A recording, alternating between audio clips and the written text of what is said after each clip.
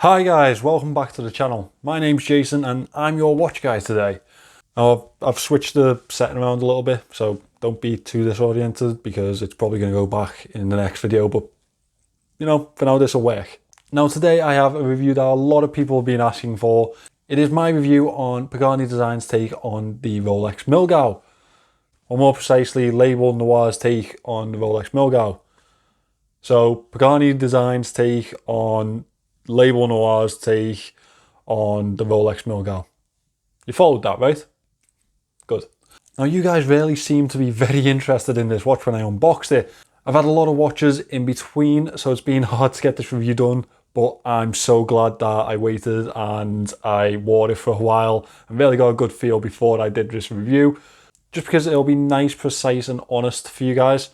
Now, if you are interested in buying this watch, there is a link down in the description. That is an affiliate link, so I get a little bit of a kickback from it, but you pay no extra. So, greatly appreciated. If you are going to buy it, please do use the link.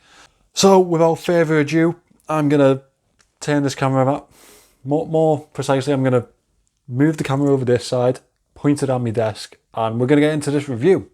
Now, this is Pagani Design's take on the Milgauss. More precisely, it is the take on Label Noir's take on the Milgauss, which incorporates a tourbillon. I'll just insert the shot of the Label Noir just here so you can see what I mean. As you can see, that's where they're getting this from. But it is still a nice homage to a Milgauss for me. Now, this is the PD-1658. That's probably the best way to find it on AliExpress. This packs the Hangzhou. No, I got corrected on that last time. It's a Hangzhou, not Hangzhou, Hangzhou movement. It's the JHS 29-2. Now, I couldn't really find very much on this movement. It's pretty hard to find anything on Google, at least on the first 3 pages. But what I can tell you is it is not a hacking movement. It does hand wind. As actually, you're going to want to hear this. It's a bloody loud one. As you can see, it does not hack. Very, very loud when you hand wind it. Now, what I can tell you is when I tracked this, it came in at plus 3.5 seconds a day. Now, I think that's absolutely solid. But the reason that I don't really include those type of figures in my reviews, or at least the precise ones that I've tracked, is because it can be very hit and miss when you buy a watch. Not all movements come out of the factory equal. Now, I think I've got a pretty good one here. I think I've struck lucky. It may not be the case with yours, so bear that in mind if you are planning to purchase this watch. Now, we have a little bit of a strange pack of dimensions here. Pagani have listed this watch as 40mm. When I've measured it here to here, I came in at 41.3. So slightly over that 40mm range. It comes in at 13.2mm thick. Lug to lug is 50mm, which I think is very wearable for most wrist sizes. I'm 6.2, so it wears well for me, and it'll probably wear well from that upwards. These lugs, interestingly, come in at 21mm, so bear that in mind if you want to change the strap on this one. Now, as we go into the casing, this is 316L stainless steel. It's got really nice curved edges, very well machined, and it has a little bit of a curvature to the sides of the case, as you can see along there. It is fully polished, this casing, throughout, and it's well done by Pagani. I've got to say that I didn't have any blemishes when this arrived, which, you know, that's a bonus when you're paying around £60 for a watch. We have a really nice, large, unguarded crown over to the right-hand side of this watch. It is a screw-down crown and it is signed. Good levels of grip on this one. We also have a display case back. As you can see, that's a nicely decorated movement that hangs you. We have a signed rotor from Pagani, which I love to see. I think that's a little bit of added quality for me. Finishing this casing off, we have a flat synthetic piece of sapphire crystal. You can see that nice flat crystal. I have tested it. It is sapphire. Together, this watch comes in with a claimed water resistance rating of 100 meters, which I think is suitable for a watch of this style. As we move on into this dial, it's a really nice flat grey dial that Pagani have produced here. We don't really owe that to Pagani themselves, and for once we don't owe it to Rolex. We actually owe this to Label Noir. Rolex don't produce a grey Milgauss. Label Noir, however, have produced a grey Milgauss with a tourbillon movement. Now, as you can see, the feature piece of this watch is this little cutout here at the 6 o'clock. Now, I have referred to this as a faux tourbillon, and it is very generous of myself to do so. I am still going to refer to it as that in the video title because, yeah, I think it's a nice little nickname for it. But to be more precise, and as a lot of you pointed out in the comments of the last video, this is more of an open heart with a flywheel. It is really nicely decorated, I think, and it does have a really nice effect to it. If you just zoom in there, you can see the movement ticking away, and that little flywheel doing its business there. It is a lovely piece of decoration added to this watch. And for the price that it comes in at, I think it's a nice little piece of quality that you wouldn't usually expect at this price, but obviously not a tourbillon. You're never going to get a tourbillon for £60, unfortunately. And if you did, I'd pick up every single one of them. Now we have applied baton hour indices, as you can see here. They have a stainless steel border with a black coloured fill. Now they aren't loomed, as you probably expect. I mean, they're black, so yeah. I think it adds a real nice piece of elegance to the watch. Obviously, you won't be used to seeing this type of indice on a watch, so I think it's really nice. And I think it flows nicely with the grey dial. I think it fits very well with it. We have a white minute track around the edge and in between the indices. Pagani Design have printed their logo at the 12 o'clock. Now that is in sheer white, and I think it stands out nicely on the dial. Pagani Design printed below it with an automatic tag below that. Obviously this is an automatic watch. As you can see, this watch carries an almost pencil style handset. They are stainless steel in finish and have a nice piece of black fill which flows really nicely with the hour indices and completes the dial very nicely. As you can see, the second hand is a stainless steel lightning bolt. That is the thing that really does attract me to Rolex Milgauss. When I first came across a Milgauss, I thought it was absolutely amazing that they'd incorporated a lightning bolt for the second hand. I know, small minds, right? But I thought it was something that wasn't really expected for me from Rolex, and that's what I loved about it, to be fair. Now moving on to this bracelet, we have an oyster style bracelet with brushed sides and a polished mid link. These links are screw-in links. Really nice piece of quality that from Pagani Design. It's something that you get on much more expensive watches, that type of bracelet. Obviously, it doesn't feel like one of those bracelets, but it's nice to see screw-in links on something at this price. Now, we have all come to know the Pagani Design clasp.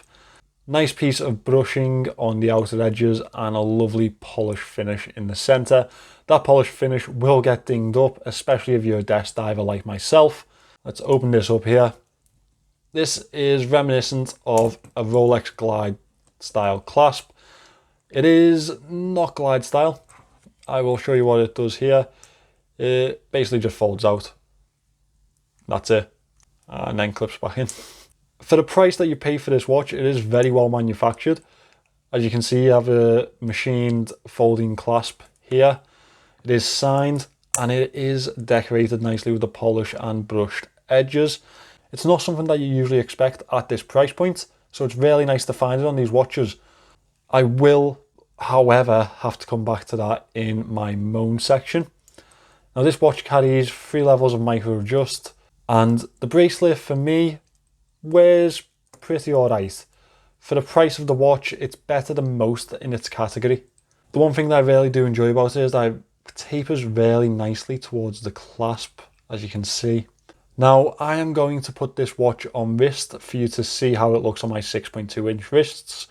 And then we are unfortunately going to have to get into the moan section, and there's a couple of things for me to hit on this watch, and they're only fair for me to point them out if you are considering buying it. Felt like a little splash of colour today, as you can see from this orange dial and my orange t-shirt that I'm wearing. So this is the Pagani design PD-1658 on wrist.